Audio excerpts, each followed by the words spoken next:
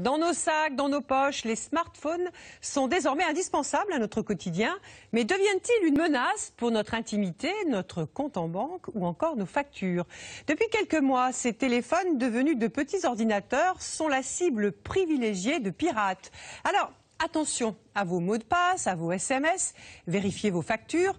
Quant à votre vie privée, sachez que par l'intermédiaire de vos mobiles, vous pouvez être espionné, vos conversations écoutées, et pas seulement celles que vous échangez sur votre téléphone, sans parler de ces applications que vous avez chargées et qui vous trahissent. Dans quelques minutes, vous allez plonger dans les secrets de ces petits appareils que vous êtes 24 millions à utiliser en France, et vous ne les regarderez plus de la même façon. Un reportage de Nicolas Combalbert, Mathieu Moureau et Manuel Guillon, et c'est Nicolas qui sera sur ce plateau avec Guylaine. Dès le matin, il réveille un Français sur 3. Au petit déjeuner, il apporte le journal, le courrier, il vérifie la météo. Le smartphone est devenu incontournable. Près d'un Français sur 2 en possède un. Aujourd'hui, cet objet multitâche ressemble moins à un téléphone qu'à un ordinateur. Et comme tous les ordinateurs, il peut être piraté. De plus en plus de sociétés proposent à des particuliers d'espionner leurs proches en piégeant leur smartphone. Un marché qui intéresse les professionnels du renseignement et fait craindre aux entreprises la fuite de leurs données. Ces pratiques sont-elles légales? Pourquoi nos smartphones sont-ils si vulnérables? Connexion avec un univers truffé d'applications malveillantes et de micros indiscrets.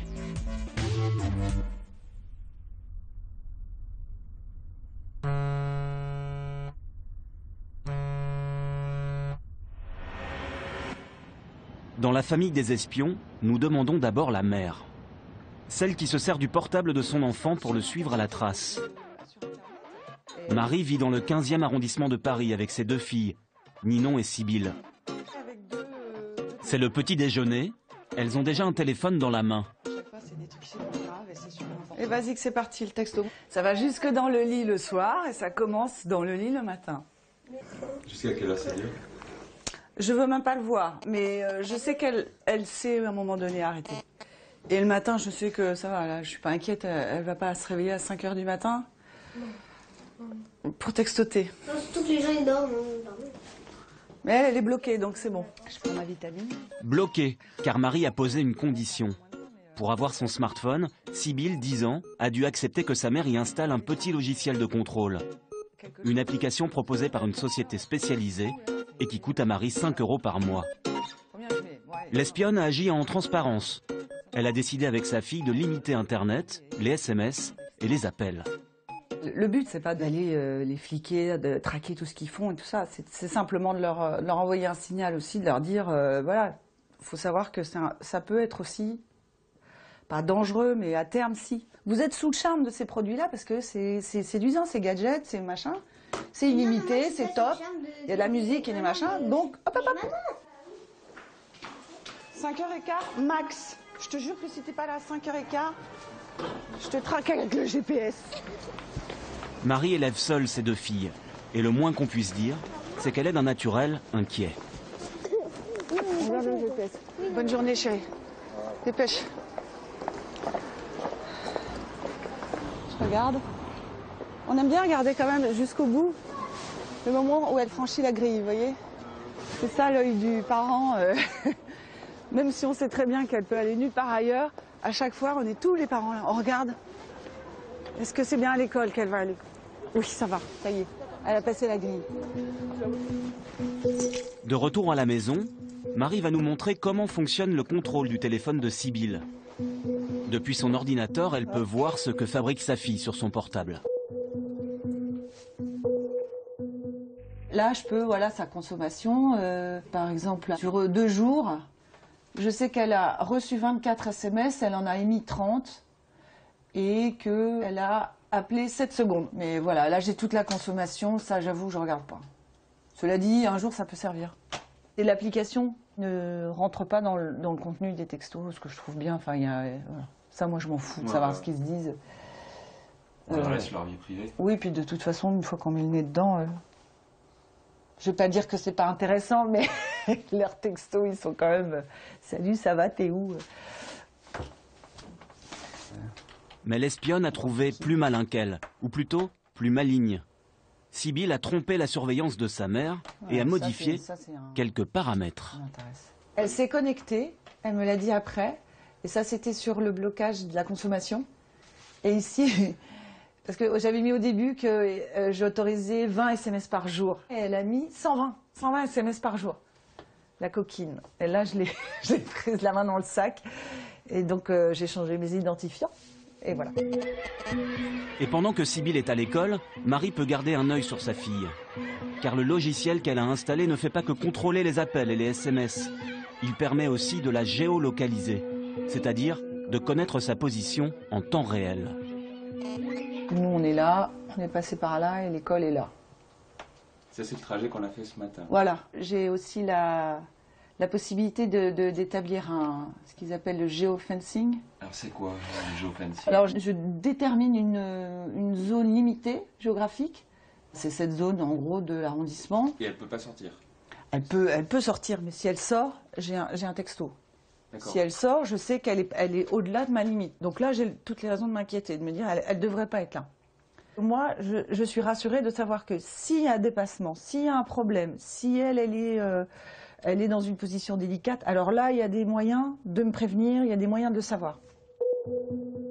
Et si Marie a négocié avec sa fille l'installation du logiciel, d'autres sont plus cachotiers et oublient d'informer leurs proches qu'ils les ont placés sous surveillance. Dans la famille des espions, je demande le mari jaloux. Sam vit avec sa femme et sa fille. Son précédent mariage s'est terminé par un divorce. Il affirme que son ex-femme le trompait. Alors, avant de s'engager dans une nouvelle histoire, il a voulu s'assurer de la fidélité de sa nouvelle compagne. Et le smartphone de celle-ci est aujourd'hui devenu sa gorge profonde. Une nuit, il y a installé un logiciel espion pendant qu'elle dormait. Depuis, il suit tous ses faits et gestes en direct sur ce petit téléphone gris. Voilà. Là, par exemple, je viens de recevoir encore une information. Une information en direct. Et on a la possibilité de savoir, voilà, un appel sortant. Si je clique, j'ai le détail de l'appel sortant. Et je vois la personne qu'elle est en train d'appeler avec le numéro de portable qui s'affiche. Le téléphone gris est relié en permanence à celui de sa femme, qui ignore l'existence de l'appareil. Officiellement, je ne reçois aucune facture pour ce téléphone. Je ne reçois rien et lorsque je rentre chez moi, jamais ce téléphone n'est en fait dans ma poche. Ce téléphone reste dans mon véhicule. Je ne suis jamais rentré dans... Comme le logiciel de Marie, celui de Sam permet de géolocaliser sa cible.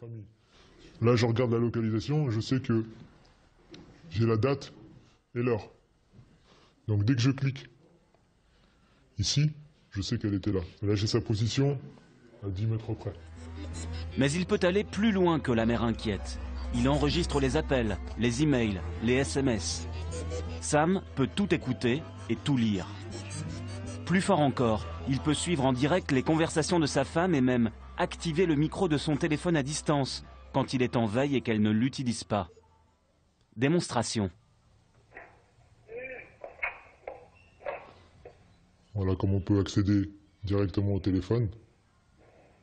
On active le micro à distance. Et là, j'ai une écoute environnementale.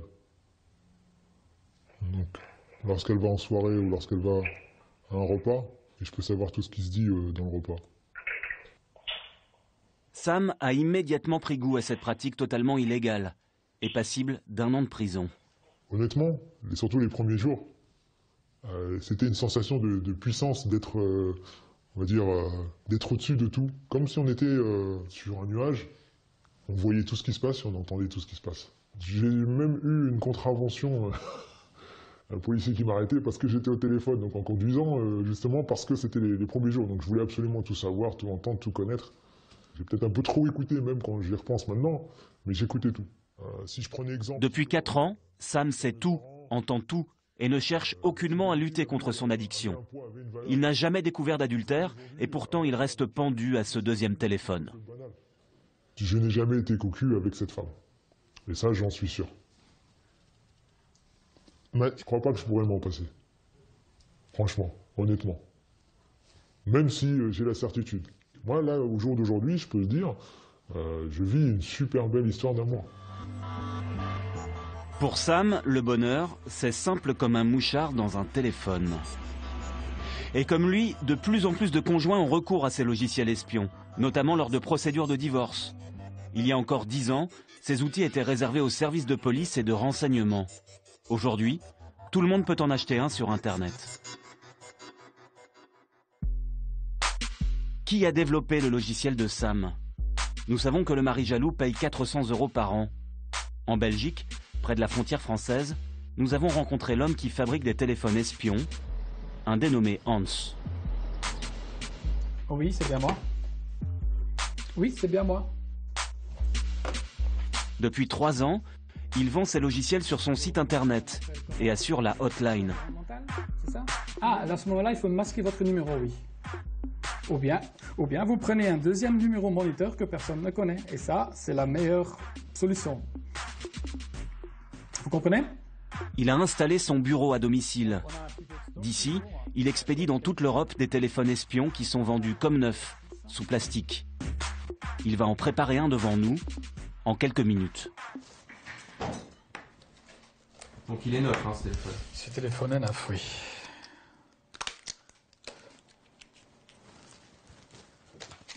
Je vais aller chercher la microcarte SD. Vous laissez le plastique dessus pour faire croire. Voilà, exactement. Je prends le logiciel. Le produit n'est pas encore activé. Donc, on va mettre un code. Voilà. Donc, on va cacher l'application. Hide Application. Donc, déjà là, il est installé. Il est caché à 100%. Déjà là, on ne le retrouve plus. Vous nous montrez? Ben non, je peux rien montrer. Il n'y a rien dedans. Ni vu, ni connu. Le téléphone est piégé, prêt à être offert. Ses clients sont des parents inquiets comme Marie, des conjoints jaloux comme Sam, ou des patrons qui fliquent leurs employés. Et vous avez combien de clients à peu près? Wow. Difficile de me mettre un chiffre là-dessus. Un ordre d'idée? Bah, je préfère pas. En Belgique, comme en France, cette pratique n'est légale que si la cible a donné son consentement, c'est-à-dire pratiquement jamais. Mais ça, le vendeur s'en lave les mains. On peut mettre un téléphone sur écoute, à condition que ce n'est pas votre compagne. Vous comprenez? Ça, de toute façon, c'est illégal de partout, parce que ça, c'est une invasion de la vie privée. Ça, il ne faut pas le faire. Mais bon, ça, c'est pas de mes oignons. C'est comme le vendeur d'un couteau. Il n'est pas que responsable des actes qui sont faits avec non plus. C'est exactement la même chose. Hein. C'est ce principe-là, quoi. Et nous allons voir à quel point les esprits mal intentionnés peuvent nuire à autrui en prenant possession de leur smartphone. Ils ne sont pas seulement capables d'espionner ce que les appareils contiennent, ils sont aussi désormais en mesure d'y ajouter des données compromettantes. De quoi semer la confusion dans un procès ou dans un divorce. Regardez bien cette reconstitution que nous avons réalisée avec un jeune ingénieur. Ce petit appareil qui s'achète sur Internet permet d'aspirer des données et d'en injecter d'autres. Vous le dissimulez et vous entrez par exemple dans un restaurant où la personne que vous espionnez s'est rendue. Discrètement, vous lui subtilisez son smartphone. Donc là, je viens de récupérer le téléphone, donc je le redémarre en faisant une pression de touche. Pas besoin de connaître son code. Voilà, je le branche. Là maintenant, mon dispositif a détecté le téléphone. Il va venir aspirer en fait tous les messages pour en réinjecter de nouveau et rajouter des images dans les photos. Il n'y a plus qu'à attendre que ça redémarre. Voilà, là il redémarre, c'est fini. Donc, je le remets maintenant dans la poche. En quelques secondes, vous avez injecté des photos mais aussi de faux SMS. L'homme qui fait office de cible dans notre reconstitution est aussi un expert en piratage de smartphones. Alors en fait, ils ont injecté des conversations. Ici, on a une conversation de tweet qui aurait pu être envoyée par le général de Gaulle, datée de 1944. Voilà. On peut injecter effectivement n'importe quel type de données. Si on va effectivement dans Galerie, on voit ici l'injection d'une image complète. Donc ça peut être une vidéo, ça peut être une image. en sachant bien évidemment qu'un SMS devant la justice a force de loi, enfin, c'est une preuve recevable. On peut faire n'importe quoi en fait. On peut faire absolument n'importe quoi dans la mesure où on peut complètement modifier l'environnement du téléphone. Les pirates malveillants sont donc capables d'ajouter des données dans des smartphones pour incriminer les particuliers. Mais aussi parfois à d'autres fins. L'escroquerie par exemple. Des virus peuvent être mis au point pour pénétrer les smartphones et arnaquer leurs utilisateurs sans qu'ils ne s'en rendent compte. Démonstration avec Dylan, 20 ans. Un jour, ce hacker autodidacte a eu une idée redoutable. J'étais un soir installé ici dans mon canapé, juste là, et puis je regardais un film là, sur l'écran de droite là-bas, et j'ai eu l'idée comme ça. Et vous pouvez nous montrer là, vous allez nous faire une petite démo de comment ça se fait, une appli comme ça? Ouais, je peux vous montrer comment se fait une petite appli comme ça, il n'y a pas de problème.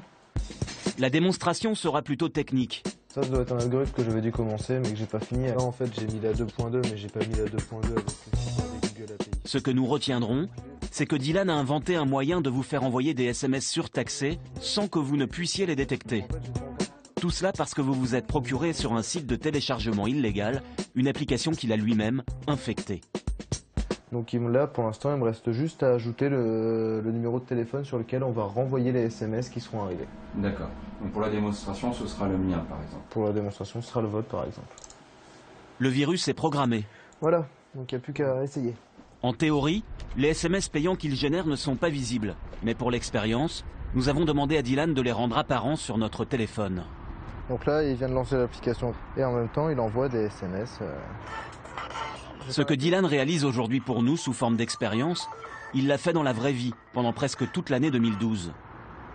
Il empochait une partie de l'argent des SMS, à savoir 4 000 €. Encore un. Ah ouais, ça va fuser, ça va pas arrêter. Hein. J'ai dû recevoir 3-4. Quant aux particuliers, ils n'avaient pas connaissance de ces SMS avant d'avoir épluché leur facture téléphonique.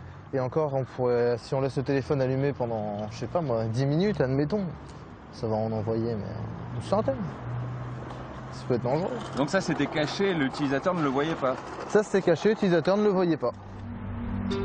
Au total, plus de 20 000 utilisateurs ont envoyé, à cause de Dylan, ces SMS payants. Les escroqueries de ce genre auraient été multipliées par 100 en 2012, d'après les professionnels de la sécurité. Pour Dylan en tout cas, cela ne s'est pas très bien terminé. Je revenais de formation en fait. Et en revenant de ma formation, donc j'arrive devant la porte d'entrée, de là où j'habite. Et là, il y avait 2 personnes qui m'attendaient. Donc ils me disent « Bonjour monsieur, police de Nanterre ». Donc je fais « Bonjour ». Vous êtes bien Dylan ?» Bah oui, c'est moi.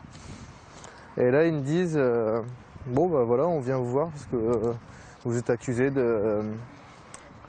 d'intrusion dans le système de traitement automatisé de données. » Dylan sera arrêté, jugé, puis condamné à 1 an de prison, dont 6 mois qu'il purge à domicile avec un bracelet électronique.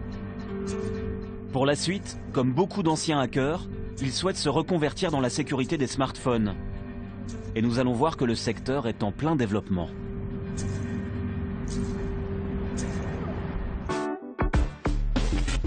À Laval, nous avons rendez-vous dans une école d'ingénieurs d'un genre nouveau.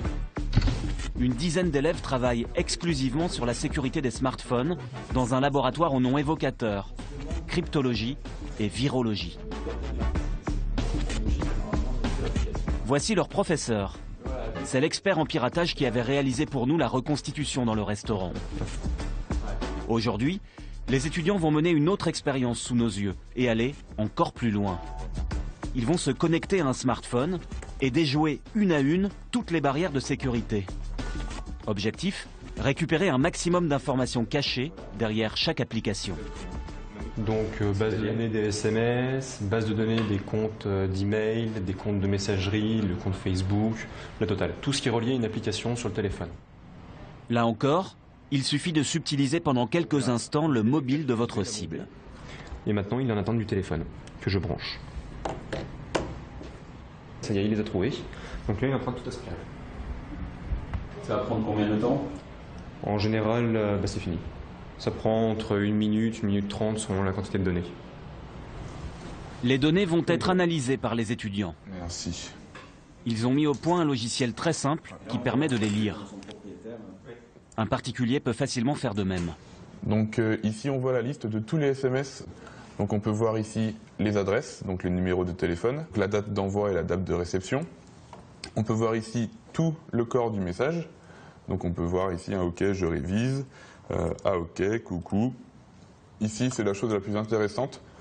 Tous les comptes que vous allez enregistrer sur votre téléphone, les mails, le compte Facebook, le compte Twitter, donc vos mails personnels et professionnels, etc., sont enregistrés dans un fichier.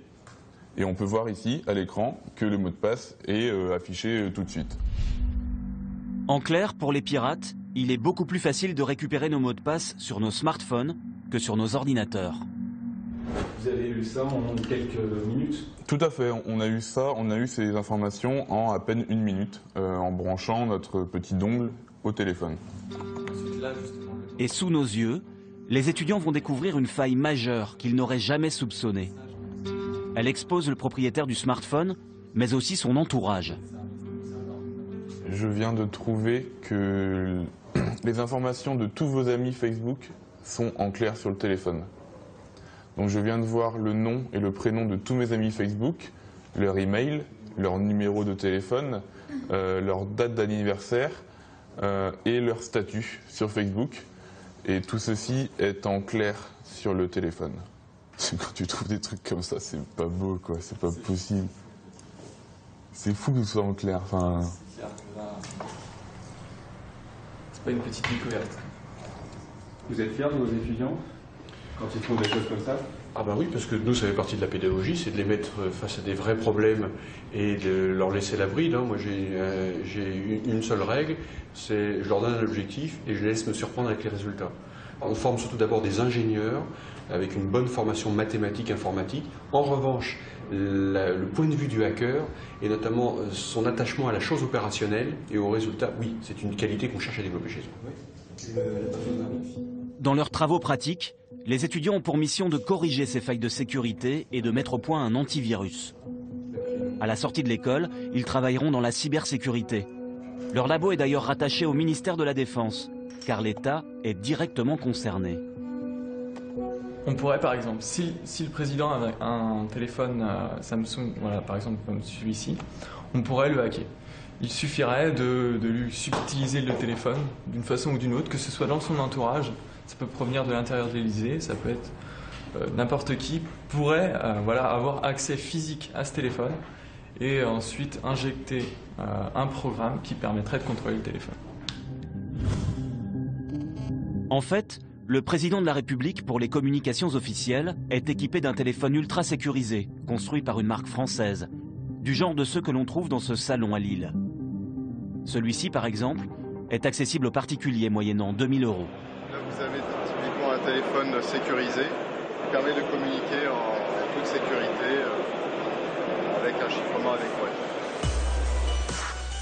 Nous sommes dans le plus grand salon français consacré à la cybersécurité. Il est organisé par la Gendarmerie nationale. Dans une ambiance anxiogène, les démonstrations s'enchaînent devant des professionnels du renseignement, des hackers, quelques ministres et des représentants de sociétés de cybersécurité. Certaines d'entre elles réalisent 1,5 milliard d'euros de chiffre d'affaires et leur nom reste totalement inconnu du grand public. Ici, ce ne sont pas seulement les secrets d'État que l'on cherche à protéger, mais aussi et surtout les secrets industriels. C'est ce que nous explique cet ingénieur. On a des exemples concrets de sociétés qui vont travailler sur un appel d'offres à l'étranger et qui bizarrement perdent cet appel d'offres et qui se rendent compte que la société qui a gagné était sur une proposition techniquement comparable à des prix comparables et qui ont le doute de savoir si quelqu'un, pendant qu'ils étaient au resto, pendant qu'ils étaient à la chambre d'hôtel ou ailleurs, n'a pas dupliqué les informations et accédé à leurs données pour... Et c'est des choses qui se passent tous les jours. Car nous allons voir qu'avec l'arrivée des smartphones, les entreprises sont devenues beaucoup plus vulnérables. Au cœur du problème, cette nouvelle pratique qui consiste pour les salariés à apporter au travail leurs propres appareils. Ils connectent par exemple leur tablette ou leur smartphone au serveur de la société. Celle-ci ne s'y oppose pas toujours car elle réalise des économies. En anglais, le phénomène a été baptisé « Bring Your Own Device », le BIOD. Patrick est responsable de la sécurité informatique d'une grande société française qui compte 130 000 employés. Pour lui, le BIOD fait courir un risque aux entreprises. Avec le phénomène du BIOD, les données de l'entreprise se retrouvent effectivement stockées à différents endroits, un petit peu partout. Chaque collaborateur peut mettre en péril toute l'entreprise s'il perd son téléphone, s'il se fait voler sa tablette. Effectivement, puisque depuis ces périphériques, on peut se reconnecter au réseau de l'entreprise et de là accéder à tout un tas d'informations sensibles, confidentielles, potentiellement des brevets, des choses comme ça, donc ce qui fragilise effectivement réellement l'entreprise. C'est parce qu'il est possible de se connecter de son smartphone au réseau de l'entreprise que de nouveaux scénarios de piratage voient le jour. Exemple avec cette expérience. Le spécialiste en sécurité va téléphoner en numéro masqué à une de ses collègues et se faire passer pour un technicien. Cette fois, c'est la faille humaine qui va ouvrir les portes du réseau informatique. Oui, allô? Oui, bonjour, Laetitia. Oui, bonjour, c'est Fred du support informatique de la boîte. J'ai un petit problème avec ton compte, j'arrive pas à le configurer comme j'aimerais pour qu'il fonctionne bien.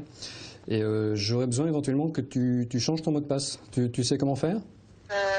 Oui, je crois. Bah écoute, pour te simplifier un peu la vie, je te propose de changer ton mot de passe et puis de mettre un truc simple, genre password, tu vois, un truc comme ça. Ça va? Tu sais faire? Password? Ouais. D'accord. Oui, ça y est, c'est bon, je vais taper. D'accord, impeccable. Merci, salut. Merci, salut.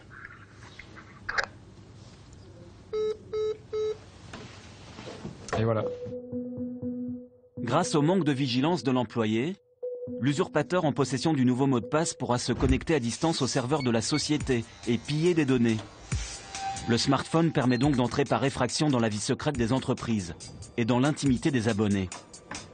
Et cette clé permettra aussi demain de forcer les coffres-forts si les ingénieurs ne la sécurisent pas davantage. Car il est déjà possible de payer avec son téléphone portable. C'est ce qu'on appelle le paiement sans contact. Direction Nice, où un test à grande échelle est mené en ce moment par la ville et par les opérateurs téléphoniques. Démonstration dès l'arrivée, au moment de prendre le tram avec Laurent, l'un des concepteurs du projet. Il passe le téléphone sur un autocollant pour acheter un billet. Alors là, qu'est-ce que vous faites, Laurent?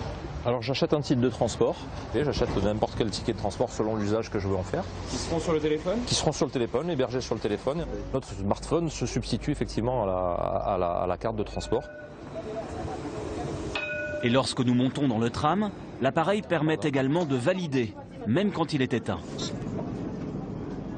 Alors le geste de validation est le même, strictement le même.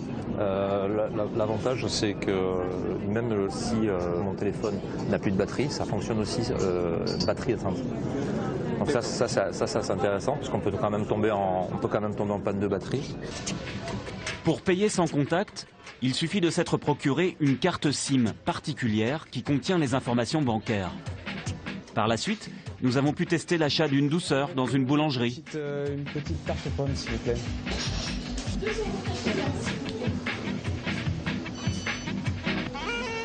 le paiement est accepté. Merci. Merci. Puis nous avons commandé un espresso dans un bar. Chez un marchand de souvenirs qui participe à l'expérience, nous avons emporté un bibelot. Tout fonctionne parfaitement. Mais un détail attire notre attention. Pas besoin d'entrer de code confidentiel pour les montants inférieurs à 20 €. Ce système est-il réellement fiable? Nous retournons voir Patrick Chambet, l'expert en sécurité. Son service est en train de tester une application de paiement sans contact. Celle-ci présente des failles de sécurité, des brèches dans lesquelles des pirates peuvent s'introduire pour voler vos données. Donc on va faire une synthèse des vulnérabilités qu'on a trouvées, puisqu'on en a trouvé quand même pas mal. Et puis on va lister les recommandations pour corriger ces vulnérabilités et permettre à notre client de mettre en place un plan d'action de sécurisation de son infrastructure. En simulant un piratage, l'équipe a pu récupérer beaucoup d'informations. Leur verdict est sans appel. L'application doit être sécurisée avant d'être mise sur le marché. Mais cette nouvelle technologie est peut-être déjà dans votre portefeuille, sans que vous ne le sachiez. car les nouvelles cartes bancaires sont équipées d'une de ces puces de paiement sans contact. Et là encore, la sécurité n'est pas au rendez-vous. Nous allons le démontrer avec un smartphone et une application téléchargée sur Internet. En quelques secondes, nom, prénom, numéro de carte, date d'expiration et historique des derniers achats apparaissent sous nos yeux. Un pirate va pouvoir lire votre carte bleue même si vous l'avez rangée dans votre portefeuille, bien à l'abri sous vos vêtements. Pour Patrick, la technologie du sans-contact elle-même n'est pas en cause. Ce sont les concepteurs qui négligent la sécurité des utilisateurs. Ceux qui développent des applications n'ont pas encore intégré des mesures de sécurisation de leurs applications. Donc ils développent de manière non sécurisée. Et c'est des vulnérabilités qui permettent depuis Internet de prendre le contrôle complet des applications qui sont ouvertes sur Internet, d'accéder à la base de données qu'il y a derrière, de la lire, éventuellement de la modifier, des choses comme ça. Si les industriels innovent en permanence, ils le font parfois un peu trop vite, sans penser à la protection des consommateurs. Ces derniers peuvent compter sur des experts comme Patrick pour renforcer la sécurité des smartphones. En attendant, comment se prémunir des pirates dès aujourd'hui ? Pour cela, il faut faire un petit voyage dans le temps. Ou plutôt, dans les hangars de France Télécom, qui conservent tous les téléphones depuis les origines, jusqu'au dernier modèle de smartphone.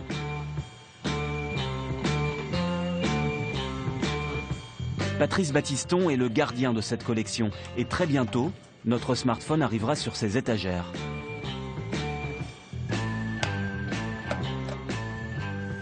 Oh, je pense qu'avec l'évolution des équipements, des services, dans un an et demi, il intégrera la collection historique de la maison.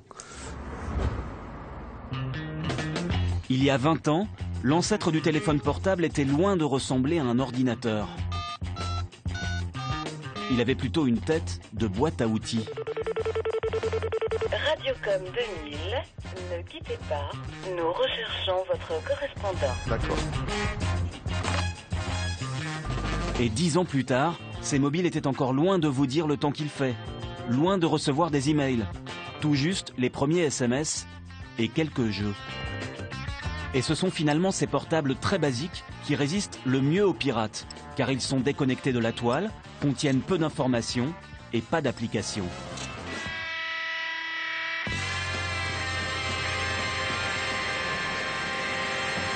Ils offrent à ce reportage une conclusion étonnante.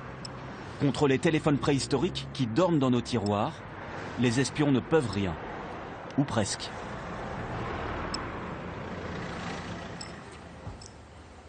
Bonsoir Nicolas. Bonsoir Guylaine. Une question toute simple pour commencer. Comment est-ce qu'on peut protéger son smartphone quand on est un particulier? Alors il y a quelques réflexes de base à avoir, très simples. Par exemple, déjà mettre un petit code de verrouillage de son smartphone et penser à le changer régulièrement. Deuxième chose, ne pas mettre trop d'informations personnelles, de fichiers confidentiels ou de fichiers professionnels sur son téléphone. Pensez à ne pas forcément connecter votre boîte mail automatiquement à votre téléphone. Ensuite, troisième chose, quand vous téléchargez une application, vérifiez que ce soit bien l'application originale pour éviter de télécharger une application piratée. Et enfin, dernière chose, pensez à télécharger des correctifs de sécurité, mettre à jour régulièrement votre smartphone, puisque ça corrige les failles de sécurité. Et si vous avez un petit logiciel espion, ça le détecte et ça l'efface. Surtout. Alors Nicolas, on voit dans votre reportage une mère qui piste sa fille, un mari qui surveille sa femme. Qu'est-ce qui est légal et illégal dans ces pratiques? Alors la surveillance des enfants par la mère est complètement légale puisque les enfants ont donné leur consentement. En revanche, tout le reste, notamment l'histoire du mari jaloux, c'est totalement illégal. Sachez que si vous cherchez à espionner un proche, à écouter ses conversations sans son consentement explicite, vous encourez une peine d'1 an d'emprisonnement et de 45 000 € d'amende. Si vous mettez un petit logiciel espion dans son téléphone, c'est ce qu'on appelle de l'intrusion dans un système automatisé de données, et c'est passible de 3 ans d'emprisonnement et de 45 000 € d'amende. Alors Nicolas, faisons un peu de science-fiction. Qu'est-ce qu'on pourra faire demain avec son smartphone? Bien, beaucoup de choses. Alors on a vu qu'on qu'on pouvait déjà écouter le microphone à distance. Il y a des chercheurs américains dans une université qui ont même réussi à pirater votre appareil photo. Donc vous téléphonez. Pendant ce temps, l'appareil photo prend des photos de votre environnement. Il se déclenche tout seul. Il se déclenche tout seul et il envoie des photos sur l'ordinateur du pirate. Et ensuite, le pirate peut reconstituer en 3D l'environnement dans lequel vous êtes. Ça peut servir par exemple pour des voleurs qui veulent repérer une maison avant de cambrioler. Quoi d'autre encore? Et à l'avenir, le smartphone va devenir un véritable couteau suisse. Il permettra par exemple de programmer votre four, de programmer un enregistrement. Ouvrir la porte du garage, voilà, remplir le frigo. Voilà, exactement. Et même de contrôler des appareils médicaux. Par exemple, une pompe à insuline pour un diabétique ou un pacemaker. Donc il y a déjà aux États-Unis des pacemakers qui fonctionnent et qui sont contrôlés par smartphone. Alors évidemment, si jamais un pirate prenait le contrôle de votre smartphone, ça pourrait donner lieu à un scénario vraiment catastrophe. On n'en est pas encore là.